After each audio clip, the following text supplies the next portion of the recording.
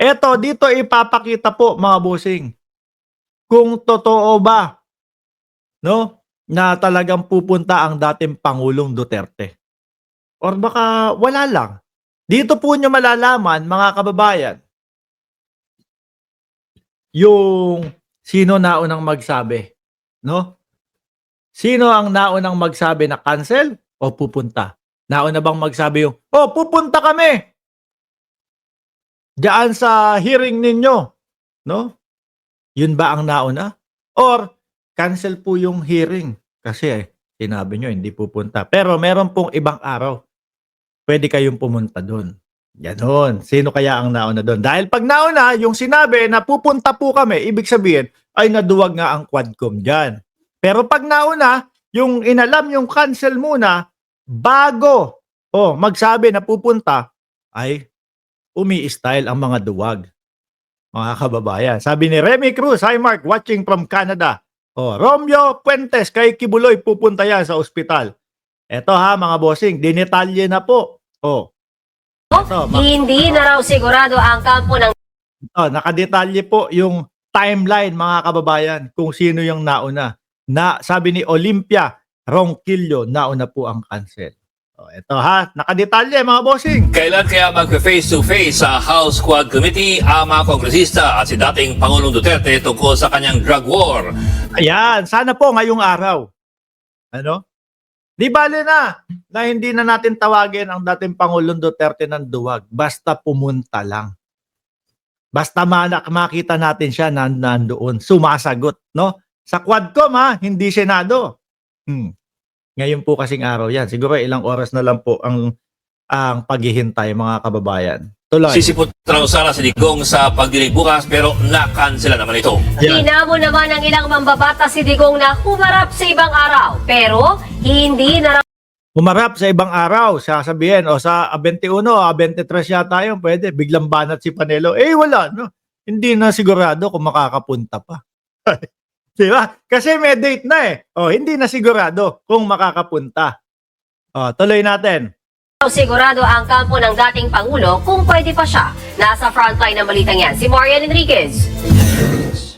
Cancelled ang pagdinig ng House Quad Committee bukas tungkol sa Duterte drug war. Ang tanong, nabahag ba ang buntot ng mga kongresista dahil biglang dadalo na raw pala si dating Pangulong Rodrigo? Biglang dadalo na pala. Nalaman, cancel ba talaga? Sige, balita natin. Dadalo na kami. Ganyan ang style ni dating Pangulong Duterte. Kasama si Panelo. Meron pang pa-etching si Panelo doon. Habang kinukwento niya yan, mga kababayan, yung surprise niya daw, dadalo ang dating Pangulong Duterte. Aba, meron pang kwento. Naghamon na naman daw, mga kababayan. Sabi niya, dati po, naghamon yan. No? Yung judge ang hinamon yan. No? Kasi daw, hindi daw tama, no, mga kababayan, yung hatol ng judge.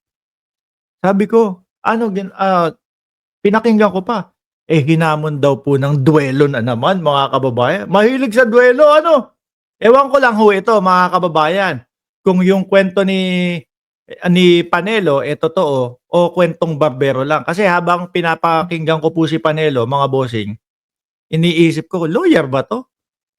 O barbero lang? Ang galing magkwento Biruin mo, hinamon daw, no, ng dating Pangulo yung judge kasi mali daw yung paghusga. Sabi ko, magaling pa kayo doon. Kaya ganun yung ginawa ng dating Pangulo habang siya kayo nakaupo, naging diktador.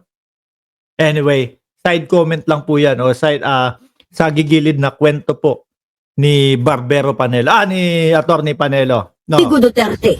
Teka muna, ano bang nauna? Yung nagkansela ng hearing o yung sisipot daw si Digong? Himayin natin. Base sa timeline na inilabas ng Kamara, 6:30 p.m. kagabi. Ito, magandang part to No? Mga DDS, gusto ko nandiyan kayo Kukutusan ko kayo kapag wala kayo dyan. Mag-comment kayo dyan 6:30 notice of cancellation timeline provided by the House of Committee. 6:30 p.m. ipinaalam na kanselado na ang Quadcom. hearing. Ayan po, may ipinadala sa akin na papel dyan. Nakita ko nga yan. 6:42 p.m., nagtanong ang kampo ni Duterte. Nagtanong ang Duterte camp kung totoong canceled na ang hearing. Ayan, nagtanong na. Kumbaga, pumasok na sa mga utak nila. Aba, kinancel. Liwanagin natin kung kinancel talaga.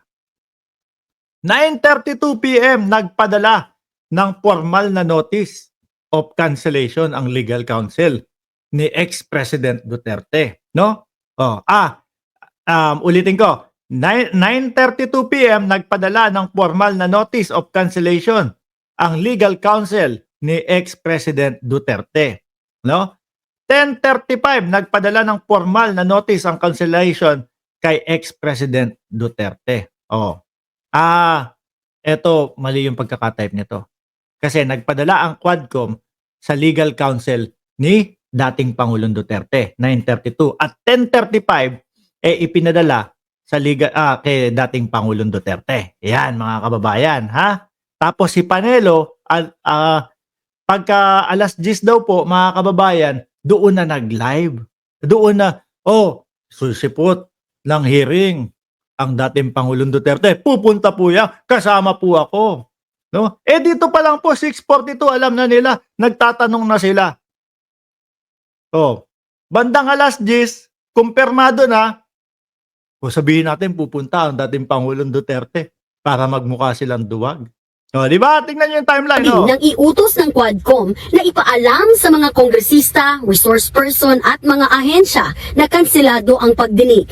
6:42 p.m. nang magtanong daw ang tauhan ni Duterte kung totoo ito, bagay na kinumpirma ng Quadcom staff. Nako, baka mamaya, no? Ipakita ang baka may text message, baka may kung na naiwan. Maipakita mamaya sa Quadcom. Kinancel na po namin 6:42 Tapos bigla kayong bandang alas 10, nagsigawan kayo, pupunta kayo.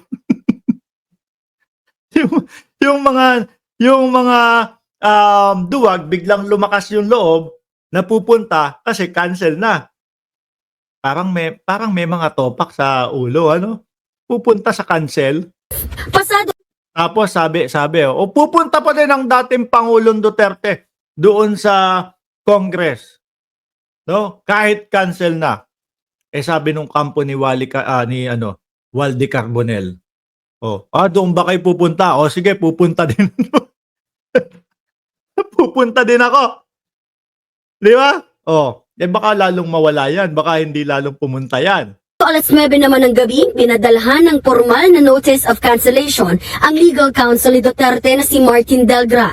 10:35 p.m. naman, pinadalhan ng parehong Tama ako, di ba? Itong 9:23, mali yung pagkakasulat nila. Pinadalan ng Congress yung legal counsel ni dating Pangulong Duterte na si Martin Delgra. notice si Duterte. Pasado alas 10 naman kagabi, si Panelo, alas 10 biglang nag-live. Alam nyo, may sorpresa ako sa inyo. Pupunta, dadalo si dating Pangulong Duterte doon sa Quadcom. Bugok din no? Siguro akala nila, malilin lang nila yung taong bayan. Siguro akala ho nila, mga bossing, lulusot. Anong oras daw si Panelo? Alas 10. Dito pa lang, 6:42. Nagtanong na ang Duterte camp kung totoong cancel ang hearing. Sabay binanata ni Panelo. Mag-live. Alas 10. 35 p.m. naman, pinadalhan ng parehong notice si Duterte. Pasado alas 10 naman kagabi, nag-Facebook Live ang dating tagapagsalita ni Digong na si Salvador Panelo. Sa Miyerkules, the day after tomorrow, ang dating Presidente Rodrigo Roa Duterte ay dadalo. Sira ba yung mga tuktok nyo dyan? Dadalo kayo sa cancel? Alas 6 pa lang, alam nyo na? Tapos dadalo pa din kayo? Hindi. No? Gusto namin makabawi. Gusto nilang makabawi kasi, mga kababayan, wala po Sambayan ng Pilipino sinasabi, wala pala Duwag pala si Duterte sa Quadcom Yung palang pong liham nung attorney ni dating Pangulong Duterte, mga kababayan. Iisipin mo na hindi na dadalo. Kasi bias nga daw. 'Di ba? O, tapos nakakita na, uy, narinig. Cancel. O sige, dalo tayo. Dadalo sa cancel. Diyan sa Quad Committee hearing, Sa isa namang panayam, sinabi ni Panelo na kahapon pa nasa Maynila ang dating Pangulo. Sila nagsabing natatakot si PRRD, di ba? Ano daw? Sila ang nagsabing natatakot si PRRD, di ba? O kaya nandyan lang si Presidente pagkatapos ka-cancel nila. O Panelo, eto, napasubo na kayo. No? Itinuloy na ng Quadcom. Nandiyan na sa Maynila si PRRD, di ba? O kailangan lumapit na. Kailangan pumunta na. Baka naman, ay hindi po, nakabalik na po.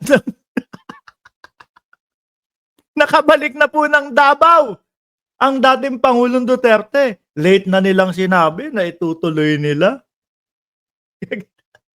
Diyos ko itong mga DDS na to. Ano? Mga style oh. O kaya, nandiyan na si Presidente para tapos kakancel nila. Welta naman ng Quad Committee, Wala pong naduduwag dito. wala raw kinalaman si Duterte sa pagkansela ng hearing. Katunayan, matagal nang iniimbitahan ng komite ang dating Pangulo pero never siyang humarap. Una, Oo, ilang beses na po yung pag-imbita sa kanya, mga kababayan. Yung pangalawa po, ako, ang pagkakaintindi ko din dun ultimatum na din po yun no? Hindi na dadalo sa Quadcom kasi bias. Ano pa iisipin nyo? Dadalo sa ibang mga araw na hearing? Hindi naman po ibig sabihin na, dadalo kami sa ibang araw na hearing kasi hindi lang pwede ngayon. Sabi nila, bias ang Quadcom. Di kahit na ibang araw na hearing yun, hindi pa din dadalo kasi magiging bias para sa kanila pa din yun. Di ba sabi ni J. Timblique, baka sabihin nakabalik na sa Davao kasi na-cancel. Malamang po yan, no, kapag ka hindi pumunta. Pero pag pumunta, tingnan natin kung kayang magmura ng dating Pangulong Duterte doon sa Quadcom. Ang nakikita ko ho dito, mga bossing, riot to. Riot to, no? Hindi papatinag yung mga Quadcom lalo na po yung mga young guns, mga kababayan. Di ba? Sabi nga nung mga young guns sa kanila, gusto mo manipa, tapos ayaw mo naman pumunta. Baka po kumpleto yung young guns na yan, mga bossing Kaya mapapaisip na itong kampo ni dating Pangulong Duterte, wag na lang tayong pumunta. Kasi naman kayo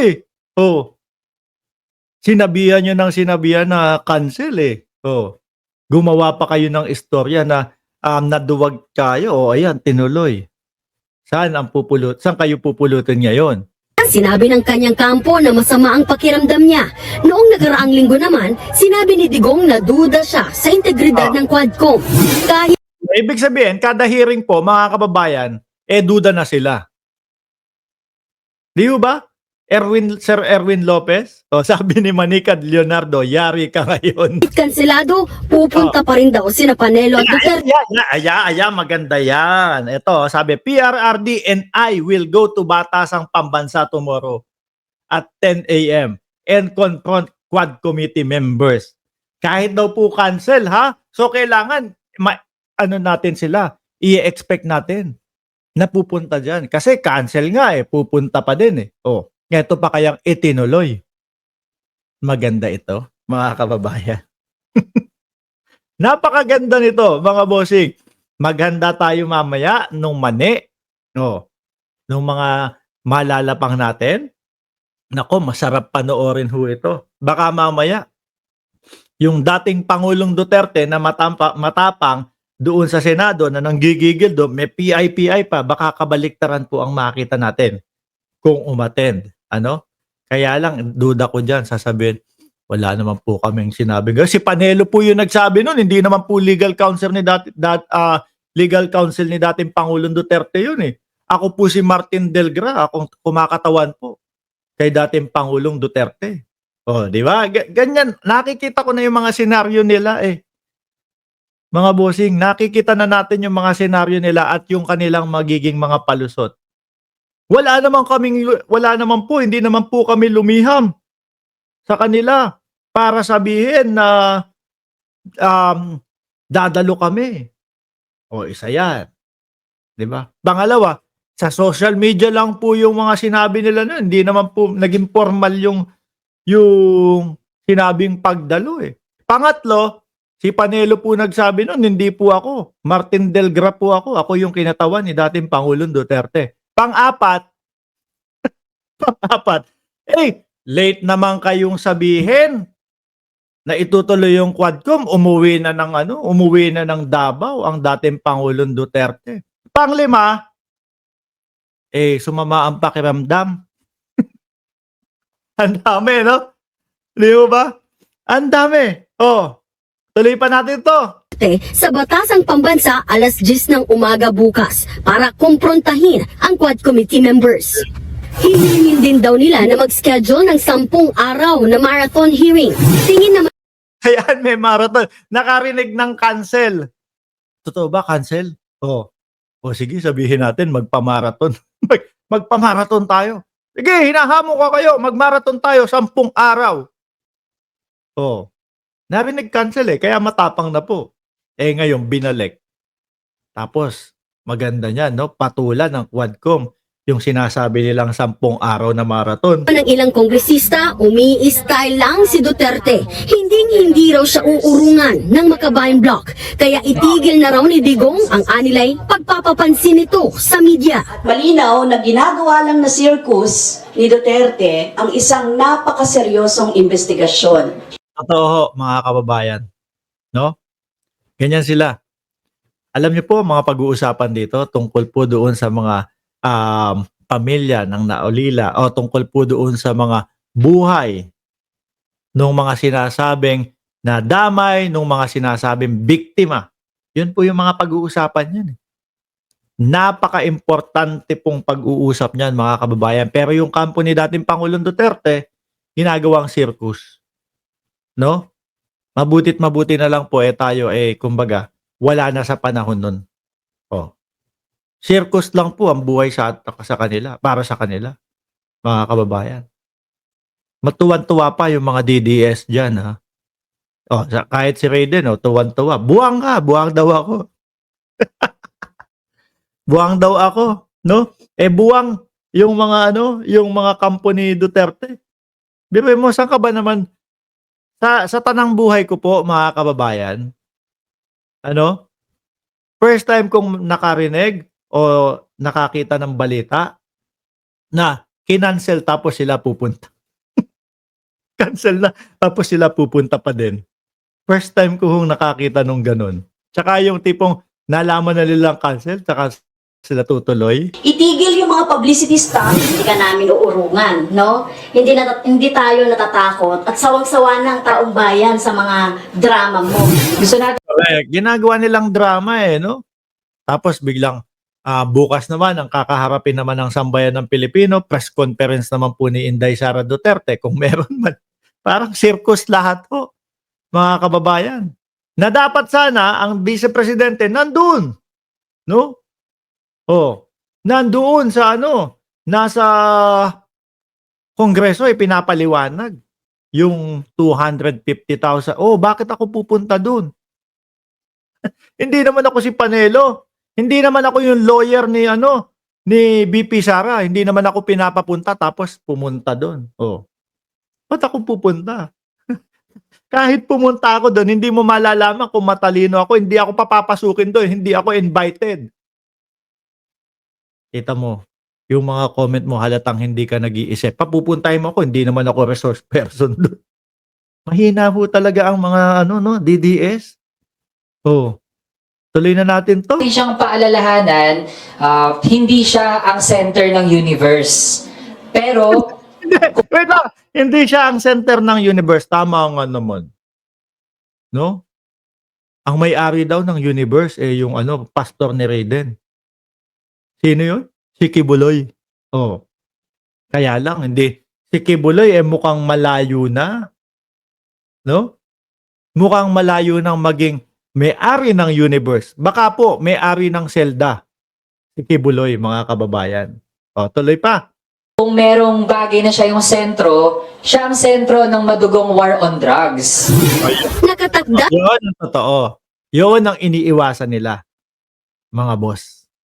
Sabi ni Cesar Maltizo, ano kaya ang alibay ngayon ng gunggong? Pustahan tayo, hindi a-attend yan. Ako nararamdaman ko, ganun pa din, ganun ang sasabihin yan. May alibay yan.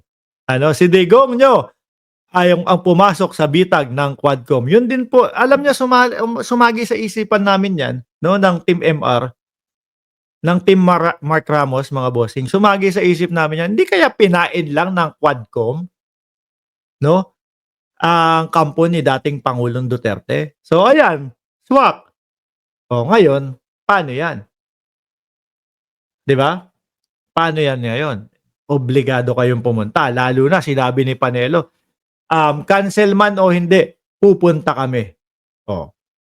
Baka pa, yan, sabi ni Sir Aris Rodriguez, si Carbonell lang ang katapat ni Duterte. Baka pati si Carbonell. Pumunta.